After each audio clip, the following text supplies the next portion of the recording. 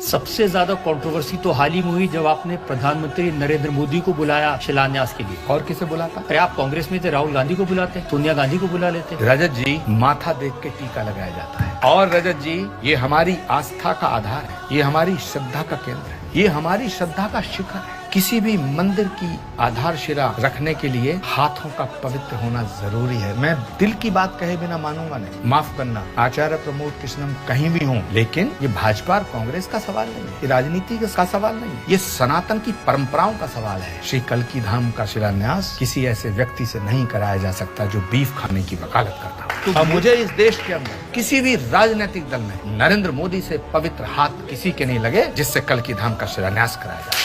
और मैं ये बात, आप मुझे सूली पे लटका दें, लेकिन मैं ये बात आखिरी सांस तक कहता रहूंगा कि नरेंद्र मोदी एक ऐसे शख्स हैं इस देश की राजनीति में, नरेंद्र मोदी जैसा कोई ना हुआ है ना होगा। सबसे ज्यादा कंट्रोवर्सी तो हाल ही में हुई जब आपने प्रधानमंत्री नरेंद्र मोदी को बुलाया शिलान्यास के लिए। और किसे बुलाता? अरे आप कांग्रेस में थे, राहुल गांधी को बुलाते, सोनिया गांधी को बुला लेते। रजत जी, माथा देख के टीका लगाया जाता है। और रजत जी, ये हमारी आस्था का आधार है, ये हमारी श्रद्धा का केंद्र है, ये हमारी श्रद्धा का शिखर है। किसी भी मंदिर की आधारशिला रखने के लिए हाथों का पवित्र होना जरूरी है। मैं दिल की बात कहे बिना मानूंगा नहीं। माफ करना आचार्य प्रमोद कृष्णम कहीं भी हूँ, लेकिन ये भाजपा और कांग्रेस का सवाल नहीं, ये राजनीति का सवाल नहीं, ये सनातन की परंपराओं का सवाल है। श्री कल्की धाम का शिलान्यास किसी ऐसे व्यक्ति से नहीं कराया जा सकता जो बीफ खाने की वकालत करता हो। तो मुझे इस देश के अंदर किसी भी राजनीतिक दल में नरेंद्र मोदी से पवित्र हाथ किसी के नहीं लगे जिससे कल्की धाम का शिलान्यास कराया जाए।